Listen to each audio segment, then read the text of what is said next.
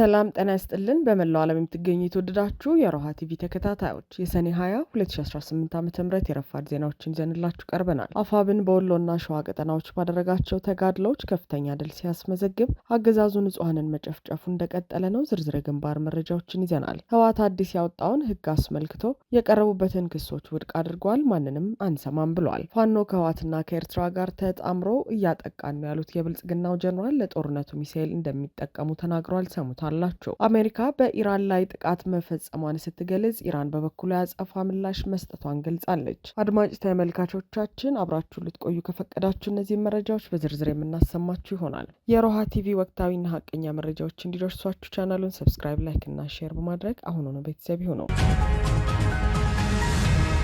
አፋብን በወሎና ሸዋ ቀጠናዎች ባደረጋቸው ተጋድሎች ከፍተኛ ድል ሲያስመዘግብ አገዛዙ ንጹሃንን መጨፍጨፉ እንደቀጠለ ነው። በአፋብን ሸዋ ጠቅላይ ግዛት አሳምነው እዝ ከሰም ሁለተኛ ኮር ነበልባል ክፍለ ጦር መብረቁ ሻለቃ በብልጽግናው ጥምር ጦር ላይ ታላቅ ገድል ፈጽመዋል። ከምንጃር ሸንኮራ በኩል ተንቀሳቅሶ በዙ 23 በሞርተርና በዲሽቃ ሽፋን እየሰጠ ወደ አራምቡቲ ቀበሌ ለመግባትና የነበልባል ክፍለ ጦር መብረቁ ሻለቃን ለማፈን የተንቀሳቀሰው ያገዛዙ ኃይል ክፉኛ ተመቷል። በዚህ ለአስጨራሽ አውደ ውጊያ የጠላት ከባድ መሳሪያ 23 በፋኖ ድሽቃ በመመታቱ ወደ ኋላ ይዞ ለመመለስ ተገዷል። በመሸነፉ ክፉኛ የተበሳጨው የብልጽግናው አገዛዝ አጸፋውን ወደ ንጹሃን አዙሯል። በዚህም በድሽቃዎቹና በሞርተሮቹ የንጹሃንን መንደር በመደብደብ በሰባት ግለሰቦች ላይ ጉዳት አድርሷል ሲል የአፋብን ሸዋ ጠቅላይ ግዛት አሳምነው እዝ ህዝብ ግንኙነት መምሪያ አሳውቋል። በወሎ ግንባር በተካሄደ ተጋድሎ ደግሞ የሚኒሊክ እዝ አሃዶች ጠላትን ወደ ገዢ ቦታ አስቦ በማስገባት ታላቅ ጀብዱ ፈጽመዋል። የ106ኛ ኮር 22ኛ ክፍለ ጦርና 303ኛ ኮር 81ኛ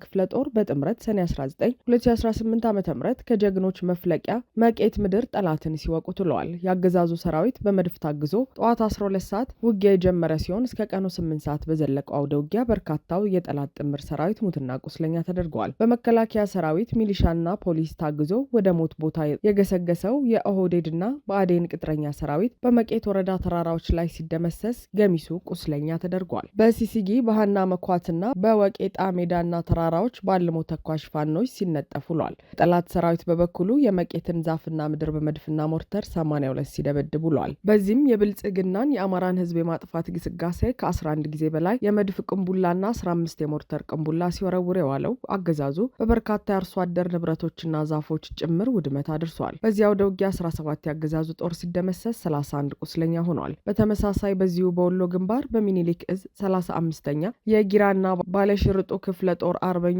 በወረባቦ አቅጣጫ በሲልኮ አካባቢ፣ በጃራ አቅጣጫ በጀጀባና በቂለንቲ አካባቢዎች፣ በሐራ አቅጣጫ በጃሮታና በሀብሮ አካባቢዎች፣ በውጫሌ አቅጣጫ በጎራርባና ደባል ጉባ እንዲሁም መርኮታ አካባቢዎች፣ በጭፍራ አቅጣጫ በሀድሬ አካባቢ፣ በጊራና አቅጣጫ በፋጂና ሩጋ እንዲሁም መንጠራ አካባቢ፣ በመርሳ አቅጣጫ እስከ አረዳ በሬ አካባቢ ድረስ የሸፈነ 3 ቀናትን የፈጀ ወደ ውጊያ በማድረግ የአገዛዙን ሰራዊት አሽመድምደው ታላቅ ድል ተቀዳጅተዋል። የፋኖ አባላቱ የጠላት ኃይልን ስበው በማስገባትና ዙሪያ ገባውን በመቆለፍ በወሰዱት በዚህ ከባድ እርምጃ 3 የሻለቃና የክፍለ ጦር እንዲሁም መስመራዊ የውጊያ ስምሪት ሰጪ አመራሮችን ጨምሮ 28 ያገዛዙ ወታደሮች ተገድለዋል። 15 ወታደሮች ቆስለዋል። ተጋድለው በሚኒሊክ እዝ 101ኛ ኮር የ35ኛ ክፍለ ጦር አርበኞች የጦር ረቂቅ እውቀት ደረጃ እንዲሁም የውጊያ ስስብልት አዋቂነትና ፍጥነት በጉልህ የታየበት ነው ተብሏል።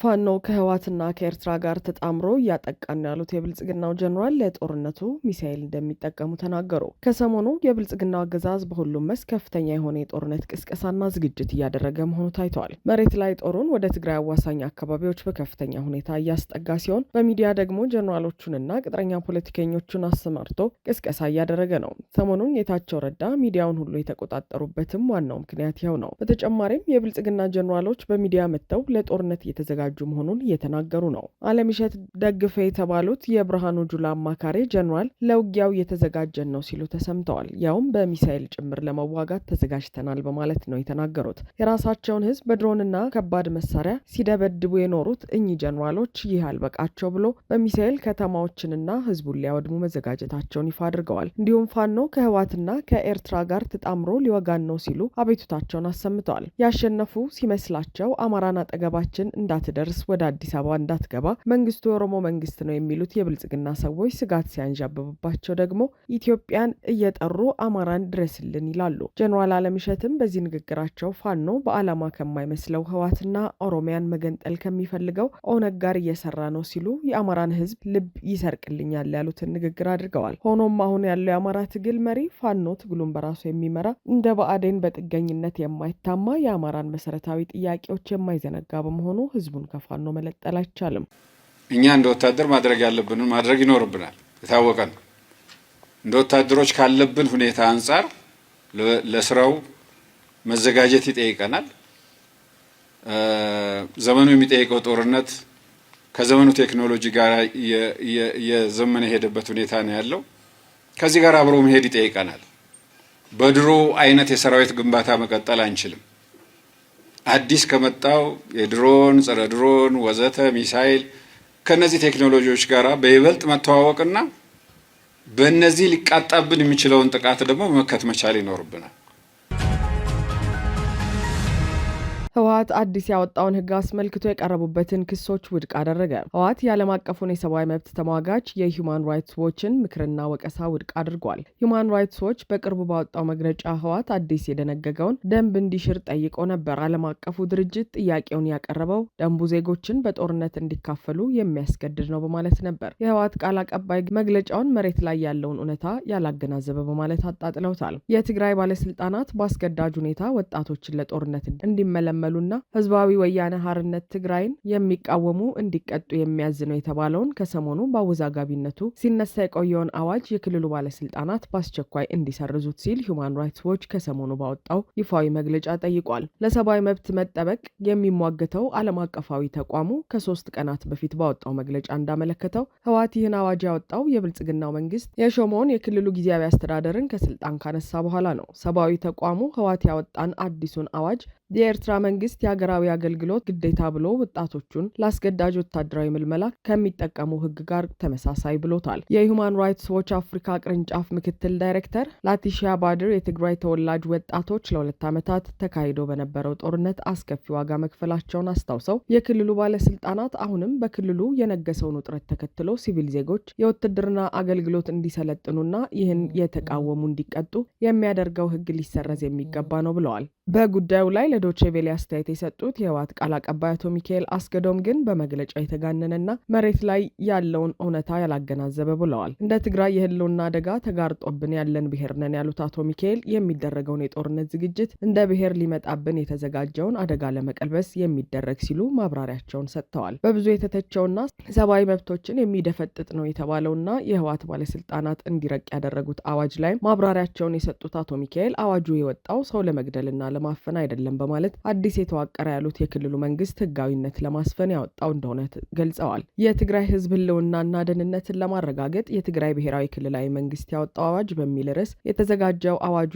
ገቢራዊ እንዲሆን ባሳለፍነው ረቡዕ ተወስኗል። አዋጁ በአንቀጽ 5 ላይ ማንኛውም እድሜና ጤና የሚፈቅድለት ሰው ለጦርነት እንዲዘጋጅና ስልጠና እንዲወስድ እንደሚያስገድድም ነው የተገለጸው። የህወሓት ቃል አቀባይ አቶ ሚካኤል ግን የቀድሞ የህወሓት ባለስልጣናትን በዚህ ተግባር በመክሰስ የቀረበባቸውን ክስ አስተባብለዋል። ወጣትን ያስገደዱ ሀራ መሬት ብለው ካምፕ ያቋቋሙ ናቸው ሲሉ ወንጅለው ባነሳሳናቸው መጠን የህልውና አደጋ አለ ብለው አምነው ከሚታገል ወጣት ውጪ በአስገዳጅ ሁኔታ ወጣትን ያስገደዱ ሀራ መሬት ብለው ካምፕ ያቋቋሙ ናቸው ሲሉ ወንጅለው ባነሳሳናቸው መጠን የህልውና አደጋ አለ ብለው አምነው ከሚታገል ወጣት ውጪ በአስገዳጅ ሁኔታ የተመለመለ የለም ይላሉ።